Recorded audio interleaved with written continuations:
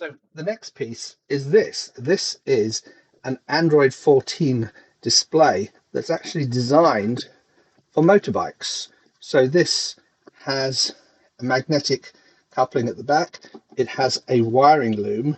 It's designed to be wired permanently into your motorbike. It has a high brightness display used in sunlight.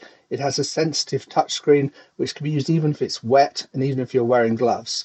And that is going to be my external ChartPlotter. And again, that will run Orca, um, Navionics, and OpenCPN. Again, OpenCPN is my preferred solution. And that runs an interesting open source version of Android, which is not really approved by Google. Google doesn't think it's a good idea to put Android on your display of your motorbike and be pressing buttons and watching videos while you're driving your motorbike. This will do that.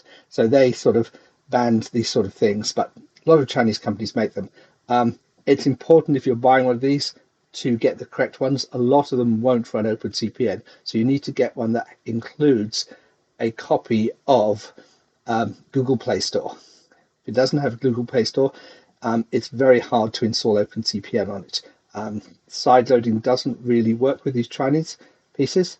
Anyway, so this has on the bottom a removable gasketed connector. It takes a 4G SIM, a micro SD card, and it has a USB-C. I've got that open for configuration. And it has a wiring loom. It has a number of things connected to it. So it has two cameras. So this is designed to record behind your motorbike and in front of your motorbike. So those go into any video app that's running on it. It has a GPS, its own GPS puck, which I will not be using because I want to have one GPS for the entire boat. So I'm going to send over Wi-Fi the GPS from the Raspberry Pi using Signal K. I'll get into Signal K later. Signal K is a key piece of Open Marine. It acts as like a multiplexer. So it also has a physical key button set designed to be mounted on your handlebar on your motorbike. And it has two of these, which I'm not sure if I'm going to be used. They're motorbike tire pressure sensors. So those will read the pressure in your motorbike tires. Whether I can adapt those to do something, I don't know. So those transmit pressure. And it has a number of cables and waterproof connectors and more waterproof connectors.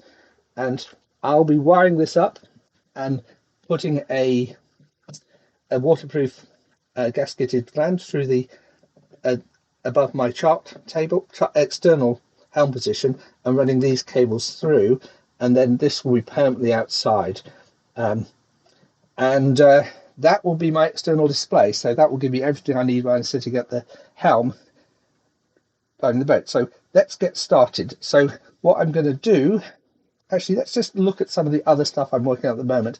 So I also have a few other pieces which will tie into this, into Signal K. So this is a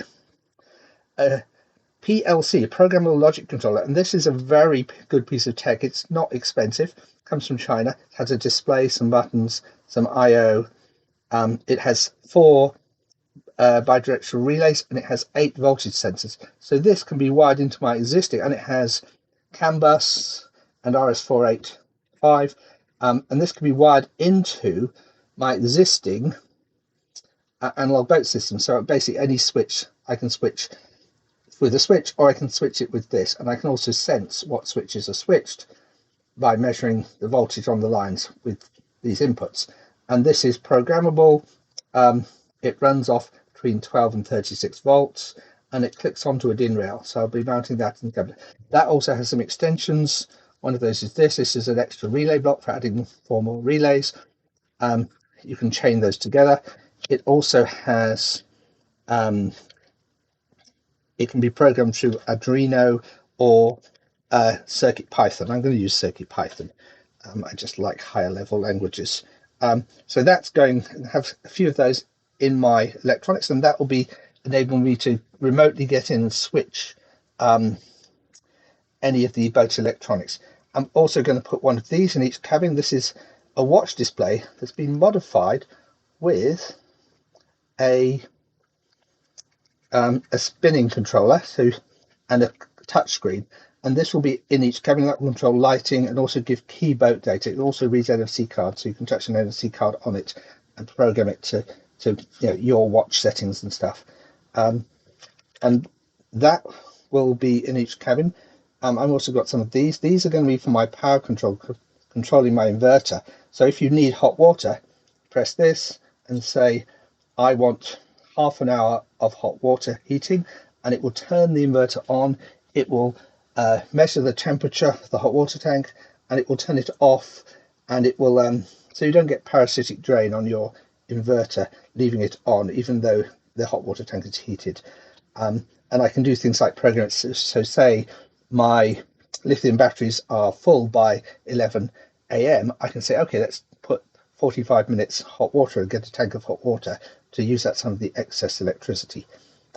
So that again plugs into my Raspberry Pi, connecting to Wi-Fi. All of these have Wi-Fi, so I don't do any physical wires. I have to wire them up to 12 volts, and that will be controlling my power system. I have one in the kitchen controlling the electrical cooking stuff, and one in the head controlling the hot water system. So I've also got a lot of these. These are IKEA water sensors, and these I'm going to place these in. I've got multiple bilges, so there'll be one of these in each bilge, and it will alarm and digitally alert my Raspberry Pi through Home Assistant if there's any water detected. So I'll be sticking these just above the water line on the side, and they will beep very loudly and also detect water ingress. So and I've got some of these. These are generic sort of buttons, and they've got movement sensors, compasses, Bluetooth Low Energy, NFC readers, and these can be programmed to do anything. So I can put one of these and say, turn on all the lights or turn all the red lights, and I can stick these somewhere, and those will be my secondary sort of quick interface for doing things. This is all controlled by either touchscreens on the devices or this.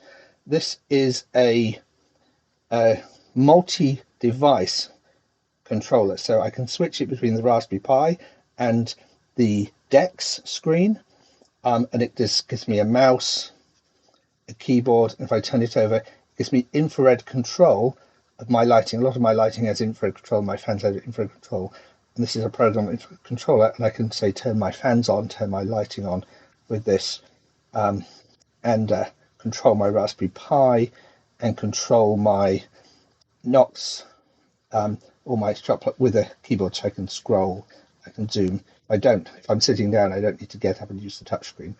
I probably won't be using it with this, unless I can give a good reason to, but it will also be able to control this if I want to. So that is a piece of Chinese tech, and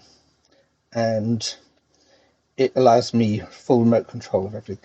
Okay, let's get started. So I'm going to start with a completely clean system with some blank SD cards, and we're going to get everything up and running on this equipment, and then see how it works.